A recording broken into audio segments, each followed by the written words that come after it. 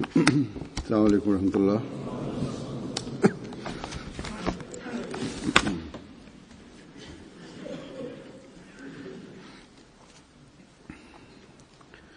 अशहदु अल्ला इलाहा इल्लल्लाह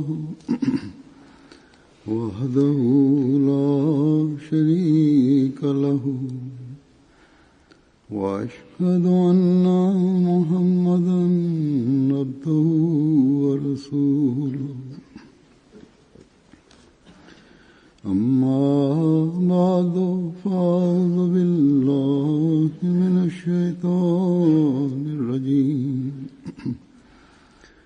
बिस्मिल्लाहिर रहमानिर रहीम। अल्हम्दुलिल्लाहि रब्बिल आलमीन अर्रहमानिर रहीम मालिकि यौमिद्दीन इय्याका नअबुदु व इय्याका नस्तईन इहदिनस सिरातल मुस्तक़ीम सिरातल लज़ीना अनअमता अलैहिम गैरिल मग़दूबि अलैहिम वलद्दाल्लीन। हजरत मुस्लिह मऊद रज़ियल्लाहु ताला अन्हु जॾहिं हज़रत मसीह मऊद अलैहिस्सलातु वस्सलाम जी सीरत जा वाक़िया बयान फरमाईंदा आहिनि त वॾी बारीकीअ सां उन मां उहे नतीजा कढंदा आहिनि जेके हिकड़े मोमिन जी ईमान जे सही रस्तनि ॾांहुं निशानदही करे उन खे ख़ुदा ताला ऐं दीन जी सही सुञाणप करण वारो ऐं उन जो इदराक हासिल करण वारो बणाइनि। हिकु दफ़ो पाण पंहिंजी हिकड़ी तकरीर में आयतुल कुर्सी जो तफ़सीर फरमाए रहिया हुआ त इन जे इन हिस्से त लहू मा फिस समावाति व मा फिल अर्ज़ मंज़ल लज़ी यशफ़उ इंदहु इल्ला बिइज़्निहि जी वज़ाहत में फरमाइनि था त ख़ुदा ताला फरमाए थो त हाणे ॿुधायो त जॾहिं तव्हांजो अहिड़ो आका आहे जो जेको कुझु आसमाननि ऐं ज़मीन में आहे सभु कुझु उन ई जो आहे त उन जे मुक़ाबले में ॿिए कंहिंखे तव्हां कहिड़ी तरह पंहिंजो आका बणाए सघो था। माण्हू चवनि था त असीं ख़ुदा खां सवाइ कंहिंखे नाहियूं पूॼींदा ऐं गैरुल्लाह जी इबादत नाहियूं कंदा, अलबत उन्हनि जा न्याज़ कंदा आहियूं ऐं उन्हनि खां मुरादूं घुरंदा आहियूं त उहे ख़ुदा ताला जा मुक़र्रब आहिनि ऐं हू असांजी शिफ़ाअत ख़ुदा ताला जे हुज़ूर में कंदा। पाण फरमाइनि था त ख़ुदा ताला फरमाए थो त असांजे हुक्म खां बग़ैर त को शिफ़ाअत नथो करे सघे। हिन ज़माने में मसीह मऊद अलैहिस्सलातु वस्सलाम खां वधी करे कंहिं वॾो इंसान हुअणो हुयो, पर हज़रत मसीह मऊद अलैहिस्सलातु वस्सलाम हिकु दफ़ो जॾहिं नवाब साहब जे नवाब मोहम्मद अली खान साहब जे पुट अब्दुर्रहीम खान जे लाइ जॾहिं त हू बीमार हुयो दुआ घुरी त इल्हाम थियो त ही कोन बचंदो। पाण सोचियाऊं त नवाब साहब पंहिंजो सभु कुझु छॾे फिटी करे कादियान अची विया आहिनि, हिननि जो पुट फौत थी वियो त हिननि ते इब्तिला न अची वञे। तंहिं करे पाण ख़ुदा ताला जे हुज़ूर अर्ज़ कयाऊं त ए ख़ुदा मां हिन छोकिरे जी सिहत जे लाइ सिफारिश कयां थो। इन ते इल्हाम थियो मंज़ल्लज़ी यशफ़उ इंदहु इल्ला बिइज़्निहि, तूं केरु थींदो आहीं जो मुंहिंजी इजाज़त खां बग़ैर सिफारिश करें थो। ॾिसो मसीह मऊद अलैहिस्सलाम केॾो वॾो इंसान हो।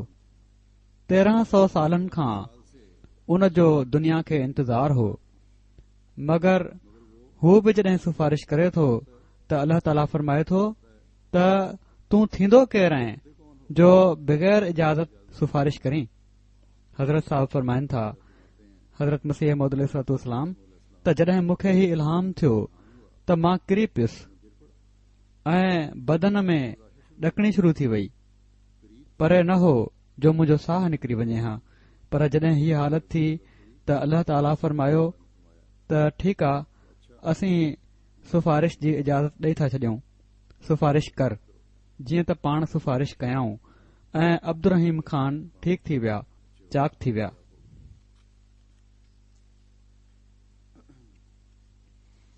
ही ख़ुदा ताला जो फज़ल हुयो, पर हीअ दुआ क़बूल थी, सिफारिश जी इजाज़त मिली।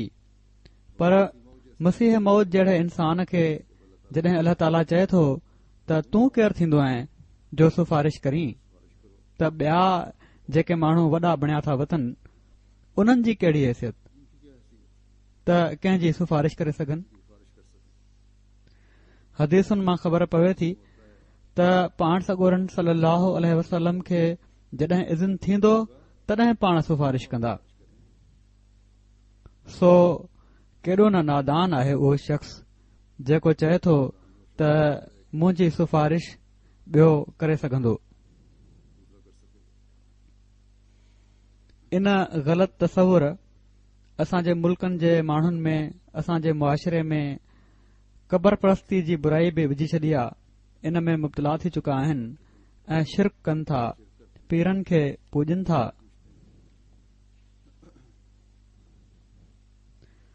सो इहा ॻाल्हि हर अहमदी खे यादि रखणु घुर्जे त अल्लाह ताला पाण सॻोरन सल्लल्लाहु अलैहि वसल्लम खे बि इहो ई फरमायो आहे त जॾहिं इज़्न थींदो उन जी सिफारिश थींदी।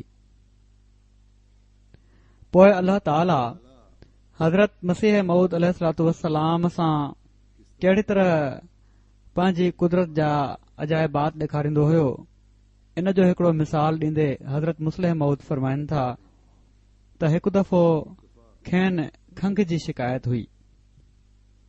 मुबारक अहमद जे इलाज में ही मुबारक अहमद जेके संदन सभ खां नंढा पुट हुआ, पाण सॼी सॼी राति जाॻंदा हुआ। उन्हनि ॾींहनि में 12 बजे जे लॻभॻि हज़रत मुस्लिम मौद चवनि था त मां सुम्हंदो हुयुसि ऐं जल्दी उथी वेहंदो हुयुसि। पर जॾहिं मां सुम्हंदो हुयुसि ओॾी महिल हज़रत साहब खे जाॻंदे ॾिसंदो हुयुसि, हज़रत मसीह मौद अलैहिस्सलाम खे, ऐं जॾहिं उथंदो हुयुसि त तॾहिं बि जाॻंदे ॾिसंदो हुयुसि। इन महिनत जे करे खेनि खंघि थी वई, तबियत ख़राब रहण लॻी। हज़रत मुस्लिह मौद फरमाइनि था त मुंहिंजे हवाले खेनि दवा वग़ैरह पियारण जी ख़िदमत हुई ऐं कुदरती तौर ते जंहिं जे हवाले को कमु कयो वञे उहो उन में दख़ल ॾियण बि पंहिंजो हक़ समझण लॻंदो आहे। मां बि पंहिंजी कंपाउंडरी जो हक़ ही हक़ पियो समझां त कुझु न कुझु दख़ल संदन खाधे पीते में ॾियां। जीअं त सलाह तौर अर्ज़ बि करे छॾींदो हुयुसि त ही न खाओ, हू न खाओ। हज़रत ख़लीफ़ा अव्वल रज़ियल्लाहु ताला अन्हु जा नुस्ख़ा बि तयार थी इस्तेमाल थींदा हुआ ऐं अंग्रेज़ी दवाऊं बि, पर खंघि वधंदी पई वञे। ही 1907 जो वाक़ियो आहे ऐं अब्दुल हकीम मुर्तद संदन खंघि जी तकलीफ़ जो पढ़ी लिखियो हुयो त मिर्ज़ा साहब टीबी जी बीमारी में मुब्तला थी फौत थींदा। तंहिं करे असांखे कुझु ही बि ख़्यालु हुयो त ग़लति तौर ते बि उनखे ख़ुशीअ जो को बहानो न मिली सघे, पर खेनि खंघि जी तकलीफ़ तमामु घणी हुई ऐं कॾहिं कॾहिं एॾी ड्रिघी खंघि ईंदी हुई जो लॻंदो हो त साह डुकिजी वेंदो। अहिड़ी हालत में ॿाहिरां को दोस्त आयो, यानी जॾहिं हीअ हालत हुई, को आयो ॿाहिरां दोस्त ऐं तोहफ़े तौर कुझु फ्रूट खणी आयो। हज़रत मुस्लिम मौद फरमाइनि था त मां उहो हुज़ूर जे साम्हूं पेश करे छॾियो। पाण उन खे ॾिठाऊं ऐं फरमायाऊं त इन दोस्त खे चई छॾ त जज़ाकल्ला, ऐं पोइ उन मां का शइ जेको ग़ालिबन केलो हुयो खयाऊं। हज़रत मुस्लिम मौत फरमाइनि था त मां छो त दवा वग़ैरह पीआरींदोसि इन लाइ या शायदि मूंखे सबक़ ॾियण जे लाइ फरमायाऊं हज़रत मुस्लिम मौद त ही खंघ में कीअं हूंदो आहे। मूं चयो सुठो त नाहे हूंदो, मगर पाण मुरकी ॾिनऊं ऐं छिले खाइण लॻा। मूं वरी अर्ज़ु कयो त खंघ तमामु घणी आहे ऐं हीअ शइ खंघ में सुठी नाहे। पाण वरी मुरकिया ऐं खाईंदा रहिया। मां पंहिंजी बेवकूफ़ी में वरी ज़ोर ॾिनो त खाइण न घुर्जे। इन ते पाण वरी मुरकिया ऐं फरमायाऊं मूंखे हाणे ई इल्हाम थियो आहे त खंघ ख़तमु थी वई। जीअं त खंघ ओड़ी महिल ई ख़तमु थी वई, हालांकि ओड़ी महिल न का दवा इस्तेमालु कई ऐं न का रख कई, पर उहे शयूं खाधियूं जिन खां रख करण पई घुर्जे ऐं खंघ पोइ बि ख़तमु थी वई। जेतोणीकि इन खां पहिरियां 1 महीनो इलाज थींदो रहियो हुयो ऐं खंघ ख़तमु न थी हुई। त ही खुदाई तसरुफ़ आहे। पाण फरमाइनि था त अहिड़ी तरह त रख न करण सां बीमारियूं बि थींदियूं आहिनि ऐं इलाज सां सिहत बि मिलंदी आहे, मगर जॾहिं अल्लाह ताला चाहींदो आहे त दख़ल बि ॾेई छॾींदो आहे ऐं दुआ जो हथियार इन ई लाइ अल्लाह ताला इंसान खे सेखारियो आहे त हू ख़ुदा ताला जे हुज़ूर में वञी चए त मां आज़ादी नथो चाहियां, मां पंहिंजे हालात खां तंग अची वियो आहियां, तव्हां महिरबानी करे मुंहिंजे मामलनि में दख़ल ॾियो। ऐं अल्लाह ताला बि ॾिसंदो आहे त ही बानो मुतवक्कल थी वियो आहे ऐं चाहे थो त मां उन जे मामलनि में दख़ल ॾियां त हू ॾींदो आहे ऐं पोइ पंहिंजी कुदरत जो नमूनो ॾेखारींदो आहे। हज़रत मुस्लिम मऊद इन वाक़े जे मिसाल खां पोइ हिकड़ो मिसाल ॾिनो जेको ईमान खे ताज़ो करे थो, जेको लेखराम सां तालुक़ रखे थो। त लेखराम जो वाक़ियो बि इन ॻाल्हि जे मिसाल में पेश करे सघिजे थो त जॾहिं ख़ुदा ताला चाहे त सिहत जा समूरा सामान हूंदे बि बीमारी पैदा थी वेंदी आहे। हाणे लेखराम जे मामले में ख़ुदा ताला ही फरमाए छॾियो हुयो। हज़रत मसीह मौद अलैहिस्सलाम खे इल्हाम थियो हुयो त ईद जे ॿिए ॾींहुं हू मरंदो ऐं 6 सालनि जे अंदर अंदर, हाणे 6 सालनि ताईं साल में 2 ॾींहनि जे लाइ हिफ़ाज़त जा ख़ासि तौर ते इंतज़ाम करे वठणु को ॾुखियो कमु कोन्हे ऐं ही उन जे अख़्तियार में हो त उन्हनि ॾींहनि में हिफ़ाज़त जा ख़ासि इंतज़ाम मुहैया करे वठियां। मगर बावजूद इन जे ख़ुदा ताला हज़रत मसीह मऊद अलैहिस्सलाम जी पेशिनगोई खे पूरो करे छॾियो। हालांकि ज़ाहिरी सामान इन जे ख़िलाफ़ हुआ। 6 मार्च ते इन जो मौत मुक़दर हो। 1 मार्च ते लेखराम खे सभा जे तरफ़ां मुल्तान पहुचण जो हुकुम थियो। हीअ उन्हनि जी कमेटी हुई। उते 4 मार्च ताईं उन 4 लेक्चर ॾिना। पोइ सभा उन खे सखर वञण जे लाइ तार ॾिनी, मगर उते प्लेग हुअण जे करे मुल्तान जे आर्या समाजिन उते वञण खां उन खे रोके छॾियो। पोइ पंडित लेखराम मुज़फ़रगढ़ वञण जे लाइ तयार थिया, मगर ही मालूम नाहे त पोइ हू सिधा लाहौर छो मोटी पिया ऐं 6 मार्च ते ॿेपहरी जो हिते पहुची विया। जेकॾहिं उहो उन ई ॾींहुं वापसि न अचे हा त हीअ पेशिनगोई पूरी न थिए हा। पर बावजूद इन जे ॿाहिरि रहण जो मौक़ो पैदा थी वियो। पोइ बि हू लाहौर पहुची वियो ऐं मुक़रर वक़्त ते क़तल बि थी वियो। ही मिसाल इन ॻाल्हि जो आहे त सिहत ऐं हिफ़ाज़त जे सामाननि जे बावजूद बि इंसान हलाक थी सघे थो। सो अल्लाह ताला इंसान जे कमनि में दख़ल ॾींदो आहे ऐं जॾहिं हू चाहींदो आहे ऐं जहिड़ी तरह चाहींदो आहे पंहिंजी कुदरत ॾेखारींदो आहे। साहिबज़ादा मिर्ज़ा मुबारक अहमद साहब जी बि ॻाल्हि थी, जंहिंजी बीमारीअ में ख़िदमत करण जे करे हज़रत मसीह मऊद अलैहिस्सलाम जी पंहिंजी सिहत ते बि तमामु ख़राब असर पियो ऐं खेनि पंहिंजे हिन पुट सां मोहबत बि हुई। इन जो ज़िक्र हज़रत मुस्लिह मऊद हिकड़े वाक़े में हीअं फ़रमाइनि था त असांजो हिकड़ो नंढो भाउ हुयो जंहिं जो नालो मुबारक अहमद हो। इन जी क़बर बेशती मक़बरे में हज़रत मसीह मऊद अलैहिस्सलाम जी क़बर जे ओभर पासे मौजूद आहे। हज़रत मसीह मऊद अलैहिस्सलाम खे हू तमामु प्यारो हो। मूंखे यादि आहे त जॾहिं असीं नंढा हूंदा हुआसीं असांखे कुकड़ियूं धारण जो शौक़ु पैदा थियो। ही मोहबत जो इज़हार हज़रत मसीह मऊद अलैहिस्सलाम खे केतिरी हद ताईं हुयो ऐं कहिड़ी तरह उन्हनि जो ख्यालु रखंदा हुआ त चवनि था असांखे कुकड़ियूं धारण जो शौक़ु हुयो। कुझु कुकड़ियूं मूं धारियूं, कुझु मीर इसाक साहब मरहूम धारियूं, कुझु मियां बशीर अहमद साहब धारियूं ऐं नंढपिण जे शौक़ जे मुताबिक़ सुबुह सुबुह असां वेंदा हुआसीं ऐं कुकड़ियुनि जी खुॾी खोलींदा हुआसीं, आना ॻणींदा हुआसीं ऐं पोइ फ़ख्र जे तौर ते हिक ॿिए सां मुक़ाबिलो कंदा हुआसीं त मुंहिंजी कुकड़ हेतिरा आना लाथा आहिनि ऐं मुंहिंजी हेतिरा। असांजे इन शौक़ में मुबारक अहमद मरहूम बि शामिल थी वेंदो हुयो। ओचितो हिकड़े ॾींहुं हू बीमार थी वियो। उन जो ख़्यालु सियालकोट जी हिकड़ी औरत रखंदी हुई जंहिं जो नालो उर्फ दादी हुयो। असां बि उन खे दादी चवंदा हुआसीं ऐं ॿिया सभई माण्हू बि। हज़रत ख़लीफ़ा अव्वल उन खे दादी चवण ते ॾाढो चिड़ंदा हुआ, मगर इन लफ़्ज़ खां सवाइ सुञाणप जो को ॿियो ज़रियो बि कोन हुयो उन जो। इन लाइ पाण बजाए दादी जे हज़रत ख़लीफ़ा अव्वल उन खे जग दादी चवंदा हुआ।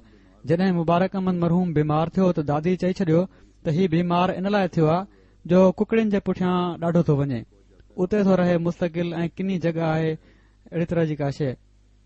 जॾहिं हज़रत मसीह मऊद अलैहिस्सलाम हीअ ॻाल्हि ॿुधी त हज़रत अम्मा जान खे फरमायाऊं त कुकड़ियूं ॻणाए, यानी केतिरियूं कुकड़ियूं आहिनि ॻणे वठि, हिननि ॿारनि खे उन जी क़ीमत ॾिनी वञे ऐं कुकड़ियूं ज़ुबह करे खाधियूं वञनि। त हज़रत मसीह मऊद अलैहिस्सलाम खे मुबारक अहमद तमामु प्यारो हुयो, पर इहो ई पुटु जॾहिं फौत थी वियो जंहिं जो एॾो ख़्यालु पाण रखियाऊं ऐं जंहिंखे एॾो प्यार कयाऊं, लाड कयाऊं, ओड़ी महिल जे हालात जो नक्शो हज़रत मुस्लिम मऊद मुख़्तलिफ़ जॻहुनि ते चिटिरियो आहे त पोइ कहिड़ी कैफ़ियत हूंदी हुई। हज़रत मसीह मऊद अलैहिस्सलाम जी फरमाइनि था त हज़रत मसीह मऊद अलैहिस्सलाम खे असांजे नंढे भाउ मुबारक अहमद मरहूम सां ॾाढी मोहबत हुई।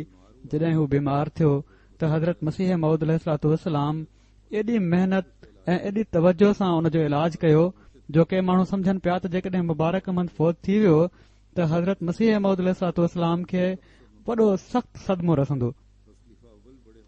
हज़रत ख़लीफ़ा अव्वल वॾे हौसले वारा ऐं दिलेर इंसान हुआ। जहिड़े ॾींहुं मुबारक अहमद मरहूम फौत थियो उन ॾींहुं सुबुह जी निमाज़ पढ़ाए पाण मुबारक अहमद खे ॾिसण जे लाइ आया। मुंहिंजे हवाले उन वक़्तु मुबारक अहमद खे दवाऊं ॾियण ऐं उन जी संभाल वग़ैरह जो कमु हुयो। मां ई निमाज़ खां पोइ हज़रत ख़लीफ़ा अव्वल खे पाण सां गॾु वठी आयो हुउसि। मां हुउसि, हज़रत ख़लीफ़ा अव्वल हुआ, डॉक्टर मिर्ज़ा याकूब बैग हुआ ऐं शायदि डॉक्टर ख़लीफ़ा रशीदुद्दीन साहब बि हुआ। जॾहिं हज़रत ख़लीफ़ा अव्वल मुबारक अहमद खे ॾिसण जे लाइ पहुता त हज़रत मसीह मऊद अलैहिस्सलाम फरमायो त हालत सही थी लॻे, ॿारड़ो सुम्ही पियो आहे, मगर दर हक़ीक़त उहो आख़िरी वक़्तु हुयो। जॾहिं मां हज़रत ख़लीफ़ा अव्वल खे वठी आयुसि, हज़रत मुस्लिम मऊद फरमाइनि था त जॾहिं मां हज़रत ख़लीफ़ा अव्वल खे वठी आयुसि ओड़ी महिल मुबारक अहमद जो उतर पासे मथो ऐं ॾखण पासे पेर हुआ। हज़रत ख़लीफ़ा अव्वल खाॿे पासे बीह रहिया ऐं उन्हनि नब्ज़ ते हथु रखियो, पर नब्ज़ खेनि महसूस न थी।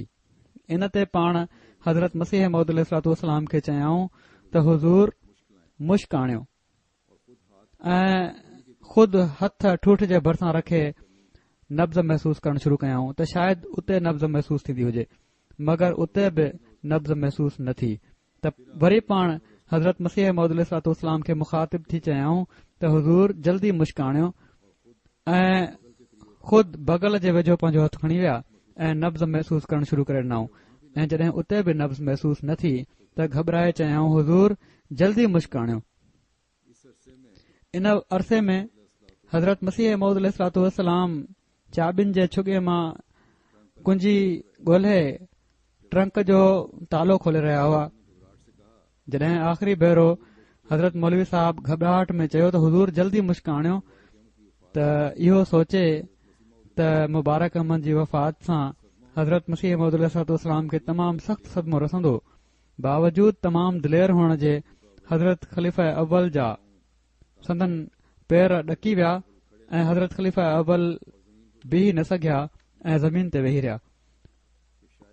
उन्हनि सोचियो हुयो त शायदि नब्ज़ दिल जे वेझो हली रही हुजे ऐं मुश्क सां ताक़त खे बहाल करे सघजंदो हुजे, मगर इन्हनि जे आवाज़ मां मालूम थिए पियो त हीअ उमीद मौहूम हुई।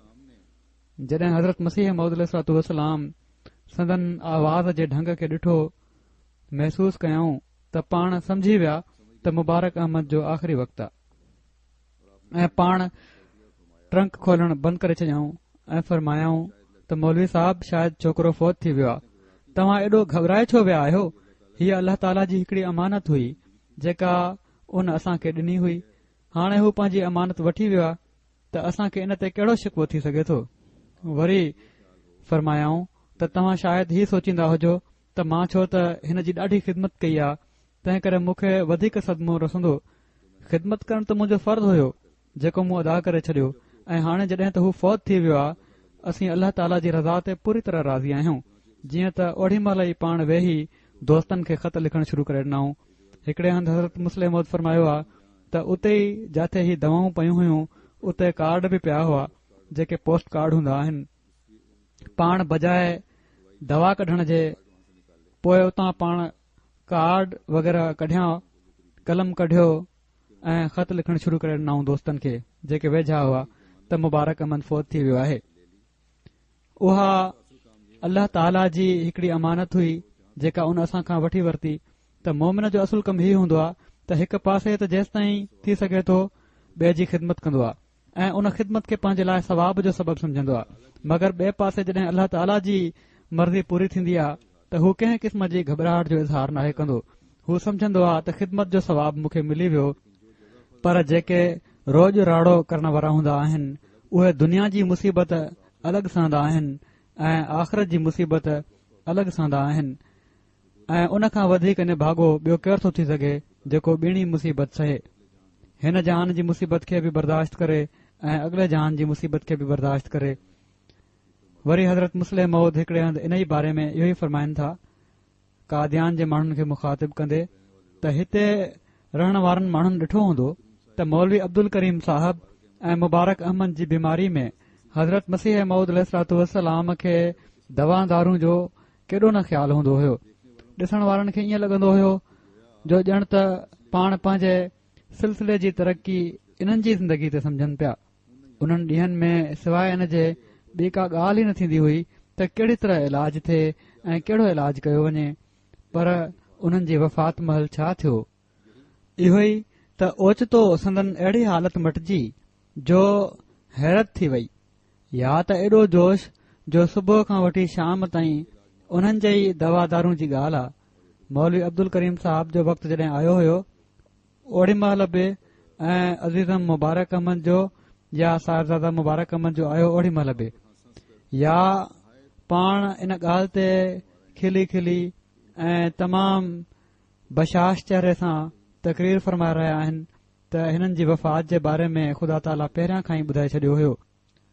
वरी पाण हिन वाक़े जी हिकड़े हंधि हिन तरह बि ॻाल्हि कई अथनि त मुबारक अहमद जी वफ़ात खां बाद जॾहिं पाण घरां ॿाहिरि आया, ॿाहिरि माण्हू हुआ, ॿाहिरि विया त वेहंदे ई पाण जेका तकरीर कयाऊं उन में फरमायाऊं त हीउ अल्लाह ताला जी तरफ़ां इब्तिला आहे ऐं असांजी जमायत खे अहिड़े क़िस्म जे इब्तिलान ते ॾुख न करणु घुर्जे।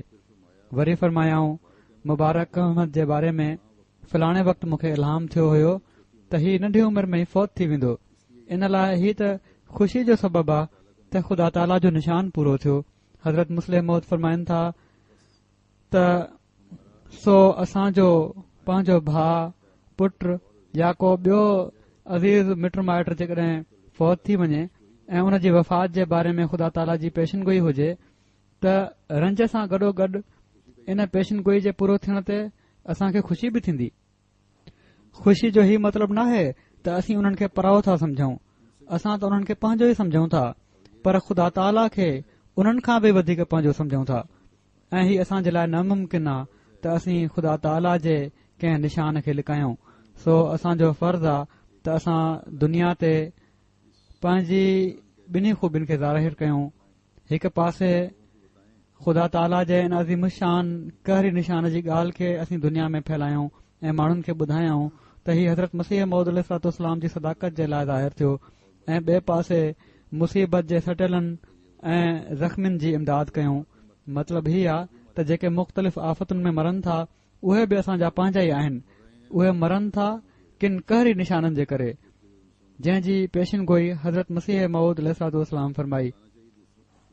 त हीउ असांखे ॿुधाइण घुर्जे त हिकिड़ो सबबु त हीउ आहे। वरी फरमाइनि था त हीउ हज़रत मसीह मऊद अलैहिस्सलाम जी सदाकत जे लाइ ज़ाहिर थियो। ऐं ॿिए पासे मुसीबत जे मारियलनि ऐं ज़ख़्मियुनि जी इमदाद कयूं। हाणे हीउ नाहे त इन ई ॻाल्हि ते असीं ख़ुशि थी वञूं त हीउ माण्हू निशान जे तौर ते मरनि पिया था, बल्कि जेके ज़ख़्मी आहिनि, जेके मुसीबत जा मारियल, जेके आफ़तुनि जा सटियल, जिन खे तकलीफ़ूं पहुतियूं आहिनि, इन निशान जे थी वञण जे करे उन्हनि जी इमदाद बि कयूं त जीअं दुनिया समझे त असीं जिथे ख़ुदा ताला जो निशान ज़ाहिर थियण खां पोइ उन जी इशाअत में कंहिं मुसीबत ऐं मलामत जी परवाह नथा कयूं, उते असां खां वधीक उन्हनि जो भलो घुरंदड़ बि को कोन्हे। ऐं इन ई लाइ जमायत अहमदिया अल्लाह ताला जे फज़ल सां हर हंधि इन्हनि मुसीबतुनि जे मारियलनि जी मदद बि कंदी आहे। जेकॾहिं असीं इन्हनि ॿिन्ही ख़ूबियुनि खे ज़ाहिर कंदासीं त ओड़ी महिल ख़ुदा जूं बि ॿई कुदरतूं असांजे लाइ ज़ाहिर थींदियूं। उहा कुदरत बि जेका आसमान तां लहंदी आहे ऐं उहा कुदरत बि जेका ज़मीन मां ज़ाहिर थींदी आहे। सो ही वाक़िया हज़रत मसीह मऊद अलैहिस्सलाम जी सीरत जे मुख़्तलिफ़ पहलुनि खे रोशन कनि था। ॿार जी ख़िदमत, उन जे इलाज जो फ़िक्र, पंहिंजे वेझे साथी जो फ़िक्र, उन जे इलाज जी तरफ़ तवजो, पोइ निशान पूरा थियण ते ख़ुशी जो बि इज़हार, ऐं त तक़दीर जॾहिं ग़ालिब अची वई त पोइ अहिड़ो इज़हार जो जीअं कुझु थियो ई नाहे। जमायत जे माण्हुनि खे ख़ुदा ताला जी तरफ़ तवजो ऐं आला मक़सदनि खे हासिल करण जे लाइ भरपूर कोशिश करण जी तलक़ीन त असुल मक़सद ख़ुदा ताला जी रज़ा आहे ऐं उन जो राज़पो हासिल करणु आहे। ऐं जेके उन ख़बरूं ॾिनियूं आहिनि उहे पूरियूं थियण ते जिथे हिकु पासे इत्मिनान आहे, उते ॿिए पासे जिथे इंसानियत खे ख़िदमत जी ज़रूरत आहे, उते पूरे ज़ोर सां ऐं पूरी तवजो सां ख़िदमत बि करणी आहे।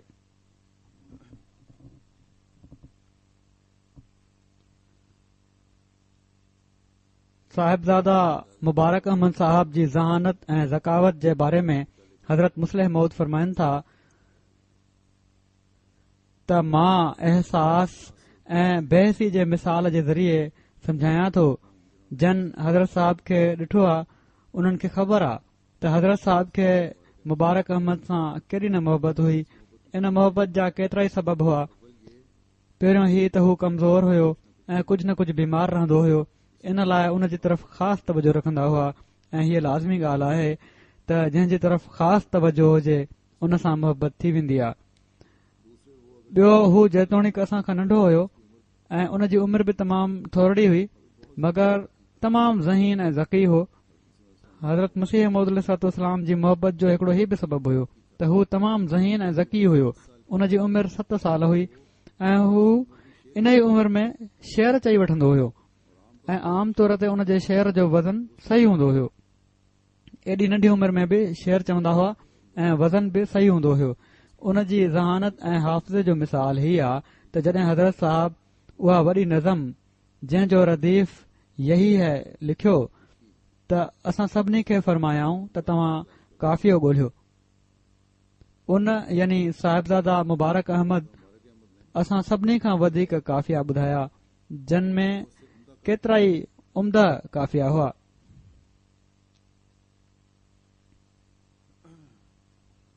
वरी हज़रत मुस्लिह मऊद हिकिड़ो वाक़ियो बयानु कनि था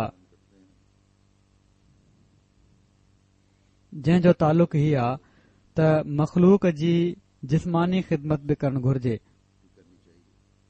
त जीअं अल्लाह ताला जी रुबूबियत जो इज़हार थी सघे। फरमाइनि था त मूंखे हिकिड़ो नज़ारो कॾहिं बि नथो विसरे। मां ओड़ी महिल नंढड़ो हुयुसि, 16-17 साल उमिरि हुई, जो ओड़ी महिल असांजी हिकड़ी नंढड़ी भेण जेका कुझु महीननि जी हुई फौत थी वई ऐं उन खे दफ़न करण जे लाइ उन ई कब्रिस्तान में खणी विया जंहिं जे बारे में अहरार चवनि था त अहमदी हिन में दफ़न नथा थी सघनि। जनाज़े खां पोइ लाश हज़रत मसीह मऊद अलैहिस्सलाम पंहिंजे हथनि में खणी वरितो। उन वक़्तु मिर्ज़ा इस्माइल बेग साहिब मरहूम जंहिंजो हिते खीर जो दुकान हुयो अॻिते वधिया ऐं चवण लॻा, हुज़ूर लाश मूंखे ॾेई छॾियो, मां थो खणा। हज़रत मसीह मऊद अलैहिस्सलाम मोटी उन्हनि ॾांहुं ॾिठो ऐं फरमायाऊं, हीअ मुंहिंजी धीउ आहे, यानी धीउ हुअण जे लिहाज़ खां हिन जी हिकड़ी जिस्मानी ख़िदमत जेका उन जी आख़िरी ख़िदमत आहे इहा ई थी सघे थी त मां ख़ुदि उन खे खणी वञा। त हज़रत मुस्लिम मौद फरमाइनि था, इन मां नतीजो कढनि था त रब्बुल आलमीन जी सिफ़त जो मज़हर बणजणु चाहियो था त तव्हां जे लाइ बि ज़रूरी आहे त मख़लूक जी जिस्मानी ख़िदमत बजा आणियो।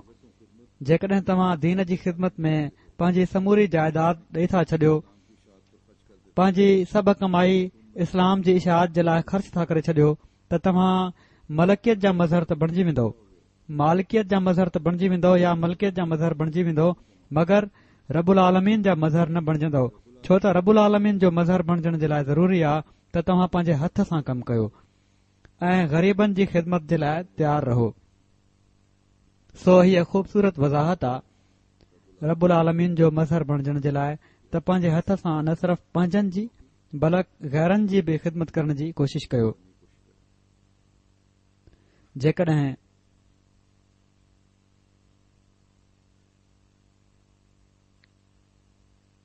गौर कयूं त इन जा तमामु वॾा नतीजा आहिनि जेके क़ौम खे पाण में मज़बूती सां ॻंढे था छॾनि हिक ॿिए जी ख़िदमत करण सां, ऐं मुआशिरे जो हर हिसो जेकॾहिं इन ते अमल करे त हिकड़ो खुशगवार मुआशिरो बणिजी सघे थो।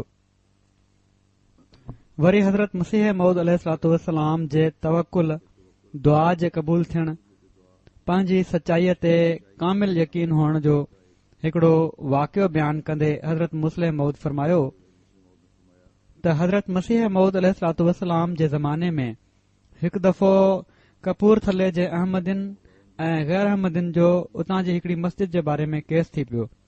जंहिं जज वटि ही केस हुयो उन मुखालफ़ाणो रवैयो अख़्तियार करणु शुरू करे ॾिनो। इन ते कपूरथले जी जमायत घबराए हज़रत मसीह मऊद अलैहिस्सलाम खे दुआ जे लाइ लिखियो। हज़रत मसीह मऊद अलैहिस्सलाम इन जे जवाब में उन्हनि खे तहरीर फरमायो त जेकॾहिं मां सचो आहियां त मस्जिद तव्हां खे मिली वेंदी, मगर ॿिए पासे जज पंहिंजी मुखालफ़त लगातार जारी रखी ऐं आख़िर उन अहमदिन जे ख़िलाफ़ फ़ैसिलो लिखी छॾियो। मगर ॿिए ॾींहुं जॾहिं उहो फ़ैसिलो ॿुधाइण जे लाइ अदालत में वञण जी तयारी करण लॻो त उन नौकर खे चयो त मूंखे बूट पाराए छॾ। नौकर हिकड़ो बूट पारायसि ऐं ॿियो अञा पाराए रहियो हुयुसि जो ठक जो आवाज़ आयो। उन मथे ॾिठो त जज जी हार्ट फेल थी चुकी हुई। उन जे मरण खां पोइ ॿिए जज खे मुक़ररु कयो वियो ऐं उन पहिरें फ़ैसिले खे मटाए असांजी जमायत जे हक़ में फ़ैसिलो करे छॾियो, जेको दोस्तनि जे लाइ हिकड़ो तमामु वॾो निशान साबित थियो ऐं उन्हनि जा ईमान आसमान ताईं पहुता। मक़सद अल्लाह ताला जी हीअ सुन्नत आहे त हू पंहिंजे नबियुनि जे ज़रिए लगातार ग़ैब जूं ख़बरूं ॾींदो आहे, जंहिं जे पूरो थियण ते मोमिननि जा ईमान अञा बि तरक़ी करे वेंदा आहिनि। ही ग़ैब जी ख़बरुनि जो ई नतीजो हुयो जो जन माण्हुनि हज़रत मोहम्मद रसूलुल्लाह सल्लल्लाहु अलैहि वसल्लम ते ईमान आंदो, उन्हनि जूं दिलियूं एतिरे क़दुरु मज़बूत थी वयूं जो ॿिया माण्हू त मौत खे ॾिसी रहंदा आहिनि, मगर असहाबनि मां कंहिंखे जॾहिं ख़ुदा ताला जी वाट में सिर ॾियण जो मौक़ो मिलंदो हुयो त हू ख़ुशी विचां कुॾंदो हुयो ऐं चवंदो हुयो, फुज़्तु व रब्बिल काबा, त काबे जे रब जो कसम मां कामयाब थी वियुसि। हज़रत मसीह मऊद अलैहिस्सलाम जे हिकड़े कशफ जे कुझु मिंटनि में पूरो थियण जो वाक़ियो बयानु कंदे हज़रत मुस्लिम मऊद फरमाइनि था त कॾहिं सुजाॻी में हिकड़ो नज़ारो ॾेखारियो वेंदो आहे, पर उन जी ताबीर जी ज़रूरत नाहे हूंदी, बल्कि फलक सुबुह वांगुरु उन ई रंग में ज़ाहिर थी वेंदो आहे जंहिं रंग में अल्लाह ताला इंसान खे नज़ारो ॾेखारींदो आहे। जीअं त हज़रत मसीह मऊद अलैहिस्सलाम जे कशफनि में असांखे इन जा मिसाल मिलनि था। हिकु दफ़ो हज़रत मसीह मऊद अलैहिस्सलातु वस्सलाम कशफी हालत में ॾिठो त मुबारक अहमद तॾे जे भरिसां किरियो पियो आहे ऐं उन खे ॾाढो धकु लॻो आहे। अञा इन कशफ खे 3 मिंटनि खां वधीक टाइम न गुज़रियो हुयो जो मुबारक अहमद जेको तॾे जे भरिसां बीठो हुयो उन जो पेर तिरकियो ऐं उन खे ॾाढो धकु लॻो ऐं उन जा कपड़ा रत में भरिजी विया। पोइ कादियान जी शुरूआती हालत जो नक्शो ऐं पोइ कादियान जी तरक़ी ऐं जमायत जी तरक़ी जी ॻाल्हि कंदे फरमाइनि था त हिकड़ो उहो ज़मानो हुयो जो हज़रत मसीह मऊद अलैहिस्सलातु वस्सलाम सां गॾु को माण्हू कोन हो। पोइ उहो वक़्तु आयो जॾहिं साणनि गॾु हज़ारे माण्हू हुआ ऐं हाणे त लखनि ताईं पहुची विया आहिनि। पोइ कंहिं ज़माने में पंजाब में बि को शख़्स संदन मोतक़िद न हो ऐं हाणे न सिर्फ़ हिन्दुस्तान में बल्कि दुनिया जे सभिनी खंडनि में अहमदी पखिड़िजी विया आहिनि। जेकॾहिं हीअ सच ॻाल्हि आहे त दुनिया नथी वञे त पोइ एॾा माण्हू किथां अची विया? त जेकॾहिं असां खे जमायत अहमदिया खे हज़रत मसीह मौद खे दुनिया नथी मञे त एॾा माण्हू किथां अची विया? ऐं हाणे त अल्लाह ताला जे फज़ल सां मुल्कनि जा मुल्क अहमदी थी रहिया आहिनि या उते अहमदियत फैलिजी रही आहे। पाण फरमाइनि था हिते ई ॾिसी वठो, चङा भला माण्हू हिन वक़्तु मुंहिंजे साम्हूं वेठा आहिनि। हिननि मां घणा आहिनि जन हज़रत मसीह मौद अलैहिस्सलातु वस्सलाम जे शुरूआती ज़माने में मथनि ईमान आंदो। मां सम्झां थो त हिन मेड़ में तमामु घटि अहिड़ा माण्हू हूंदा जन हज़रत मसीह मौद अलैहिस्सलातु वस्सलाम जी शिकिल ॾिठी। वधीक उहे ई माण्हू आहिनि जन संदन तस्वीर ॾिठी। पोइ कुझु अहिड़ा बि आहिनि जन शिकिल त ॾिठी मगर संदन सोहबत में वेहण जो उन्हनि खे मौक़ो न मिलियो ऐं तमामु घटि अहिड़ा आहिनि जेके ग़ालिबन डज़ननि खां वधीक नथा थी सघनि जन संदन ॻाल्हियूं ॿुधियूं ऐं संदन सोहबत मां फ़ाइदो वठण जो उन्हनि खे मौक़ो मिलियो। मगर आख़िर ही माण्हू किथां आया? मुंहिंजी पैदाइश हज़रत मुस्लिम मौद फरमाइनि था त मुंहिंजी पैदाइश ऐं बैत तक़रीबन हिक ई वक़्त खां हलनि थियूं, साण साण हलनि थियूं ऐं जॾहिं मां कुझु होश संभालियो उन वक़्तु केतिरा ई साल तबलीग खे गुज़री चुका हुआ, पर मूंखे पंहिंजे होश जे ज़माने में हीअ ॻाल्हि यादि आहे त हज़रत मसीह मऊद अलैहिस्सलातु वस्सलाम जॾहिं सैर जे लाइ निकिरंदा हुआ त सिर्फ़ हाफ़िज़ हामिद अली साहब साण हूंदा हुअनि। हिकु दफ़ो यानी 2 माण्हू हूंदा हुआ सिर्फ़। हिकु दफ़ो हज़रत मसीह मऊद अलैहिस्सलातु वस्सलाम जो इन ई पासे सैर जे लाइ अचणु थियो। कादियान जे हिकड़े इलाइक़े जी तरफ़ इशारो फरमाए रहिया आहिनि त इन पासे सैर जे लाइ अचणु थियो। मां उन वक़्तु छो त नंढड़ो ॿार हुयुसि इन लाइ मूं ज़िद कयो त मां बि सैर जे लाइ हलंदुसि गॾु। उन ज़माने में हिते लयूं हूंदियूं हुयूं, कांडेरा हूंदा हुआ। हू जंहिं इलाइक़े जी तरफ़ पाण इशारो फरमाए रहिया आहिनि त हीउ सॼो इलाइक़ो जिथे हाणे तालीमुल इस्लाम हाई स्कूल बोर्डिंग ऐं मस्जिद वग़ैरह आहिनि, हिकड़ो झंग हूंदो हुयो उते ऐं उन में लैन खां सवाइ ॿी का शइ न हूंदी हुई। हज़रत मसीह मऊद अलैहिस्सलातु वस्सलाम इन ई पासे सैर जे लाइ आया ऐं मुंहिंजे इसरार ते मूंखे बि साण कयाऊं, पर थोरो परे हलण खां पोइ मां लुढ़ करणु शुरू करे ॾिनो त मां थकिजी पियो आहियां। इन ते कॾहिं मूंखे हज़रत मसीह मऊद अलैहिस्सलातु वस्सलाम खणनि पिया ऐं कॾहिं हाफ़िज़ हामिद अली साहब। ऐं हीउ नज़ारो मूंखे अॼु ताईं यादि आहे त उहो अहिड़ो ज़मानो हुयो जो तोड़े हज़रत मसीह मऊद अलैहिस्सलातु वस्सलाम जी दावा हुई मगर खेनि मञण वारा तमामु घटि माण्हू हुआ ऐं कादियान में अचण वारो त को हुयो। पर अॼु ही ज़मानो आहे जो असां खे बार बार ही ऐलान करणो पए थो। जंहिं ज़माने में हज़रत मुस्लिम मौद फरमायो आहे 1937 जी ॻाल्हि आहे त कादियान में हिजरत करे अचण खां अॻु माण्हुनि खे घुर्जे त हू इजाज़त वठनि ऐं जेकॾहिं को बग़ैर इजाज़त जे हिते हिजरत करे अचे त उन खे वापसि वञण ते मजबूर करे सघिजे थो। सो ही वाक़िया यकीनन ईमान ऐं यकीन में वाधारो करण वारा आहिनि। ख़ुदा ताला असां सभिनी खे ईमान ऐं यकीन में वधाईंदो हले ऐं असां सभई जमायत जा मुफ़ीद वजूद बणजण वारा थियूं। निमाज़ खां पोइ मां हिकड़ो ग़ाइब जनाज़ो बि पढ़ाईंदुसि जेको मुकरमा मोहतरमा नसीम महमूद साहिबा बेगम सैयद महमूद अमन साहिब ऑफ कराची जो आहे। 27 अप्रैल 2015 में 58 सालनि जी उमिरि में कराची में कैंसर जे करे हिननि जी वफ़ात थी वई। इन्ना लिल्लाहि व इन्ना इलैहि राजिऊन। मरहूमा जे वालिद 1953 जे फसाद सां भरियल दौर में हिकड़े वाक़े खां पोइ ज़ाती मुतालियो करे जमायत खे क़बूल कयो हो। मुखालफ़तूं बि वॾा रस्ता खोलींदियूं आहिनि। वाक़ियो हीअं हुयो जो मुकरम मलक मोहम्मद रफ़ीक़ साहिब पाकिस्तान एयरफोर्स में मुलाज़िम हुआ। लाहौर खां कराची जे लाइ रवाना थिया त रायवंड मां मुलनि जो हिकड़ो वॾो मेड़ ट्रेन में चढ़ियो। 53 जे ज़माने जी ॻाल्हि आहे जॾहिं पहिरियों फसाद पाकिस्तान में थियो अहमदनि जे ख़िलाफ़। रायवंड मां मुलनि जो वॾो मेड़ ट्रेन में चढ़ियो त असीं जहाज ते वञूं पिया था ऐं जहाज छा आहे त कादियानियत खे हिन मुल्क मां ख़तम करे साह खणंदासीं। चवनि था त टिकट चेकर जे अचण ते सवाइ मलिक मोहम्मद रफ़ीक़ साहब ऐं उन्हनि जे साथी ऑफिसर जे कंहिं मौलवी खां टिकट न निकरण ते उन्हनि सोचियो, बिना टिकट जे गाॾी में सफ़र करे रहिया हुआ, त जेकॾहिं ही मुला सचा हुजनि हा ऐं उन्हनि जो जहाज सही हुजे हा त ही बग़ैर टिकट सफ़र करे मुल्की खज़ाने खे नुक़सान न पहुचाए रहिया हुजनि हा। हाणे त ही अञा बि वधीक नुक़सान पहुचाइनि था अॼुकल्ह। त बहरहाल हिन वाक़े खां पोइ जॾहिं पाण पंहिंजी नौकरी ते कराची पहुता त ऑफिसर इंचार्ज खां पुछा कयऊं त छा असांजे यूनिट में को कादियानी आहे त ख़बर पवण ते हिकड़े अहमदी सां ॻाल्हि ॿोल ऐं मालूमात हासिल करे आख़िर पोइ बैत करे वरिताऊं ऐं अहमदियत में शामिल थी विया। त बहरहाल हिननि जे वालिद अहिड़ी तरह अहमदियत क़बूल कई ऐं हिननि जे ख़ानदान में अहमदियत आई। मरहूमा 1987 खां हाणे ताईं टीचिंग जे शोबे सां वाबस्ता रहियूं कराची में। ख़ुदा ताला मरहूमा खे 1997 खां वफ़ात ताईं जमायती ख़िदमतुनि जी भरपूर तौफ़ीक़ अता फ़रमाई। 1997 खां 2005 ताईं 8 साल, पोइ 2007 खां 2013 ताईं 2 भेरा 6 साल बहसियत लोकल सदर लजना ख़िदमत जी तौफ़ीक़ हासिल कयऊं। पोइ खेनि क़यादतुनि जे निगरान जी हैसियत सां मुक़ररु कयो वियो।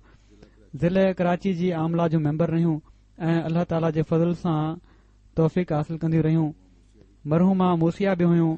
हिननि जे पोयरनि में हिननि जा मुड़ुस मुकरम सैयद महमूद अहमद शाह साहब, इन्हनि खां अलावा 2 पुट ऐं 2 धीअरूं सोगवार आहिनि।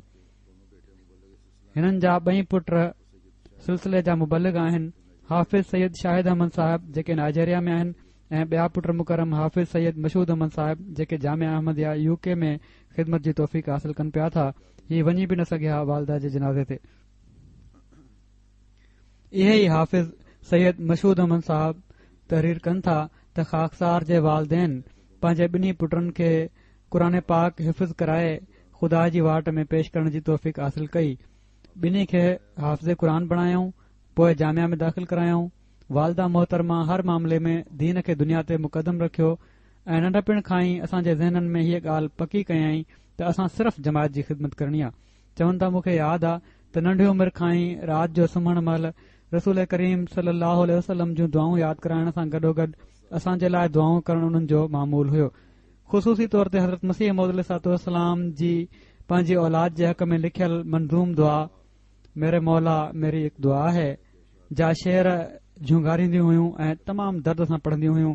पिण हमेशा फरमाईंदियूं हुयूं त तुंहिंजे वॾे भाउ मुरबी बणजणो आहे ऐं तूं क़ुर पाक हिफ़्ज़ करण जे लाइ कराची मां रबुआ वञणो आहे। बाद में पोइ अल्लाह ताला जो फज़ल थियो जो 2 भाइरनि क़ुर शरीफ़ बि हिफ़्ज़ कयो ऐं पोइ ज़िंदगी वक़फ़ करे जामिया में तालीम बि हासिल कयऊं ऐं मुबलिक बणजी ख़िदमत अंजाम ॾेई रहिया आहिनि।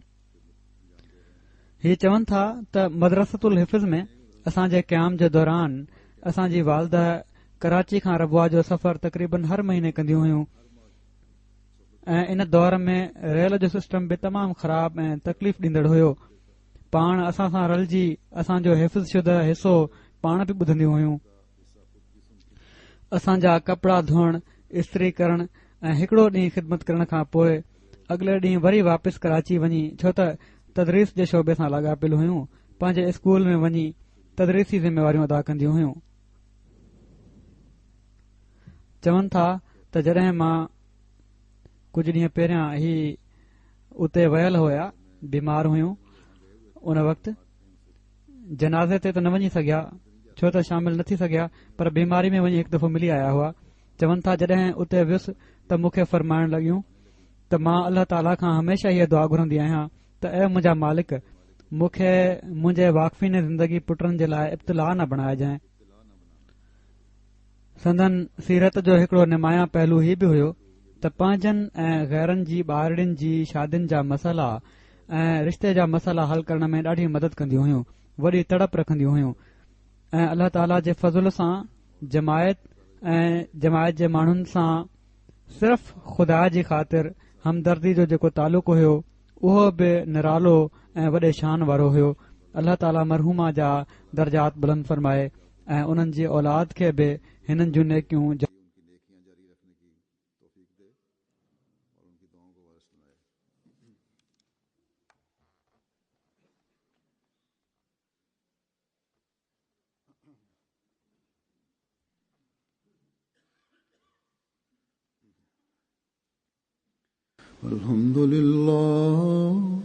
الحمد لله نحمده ونستعينه ونستغفره ونؤمن به ونتوكل عليه ونعوذ بالله من شرور أنفسنا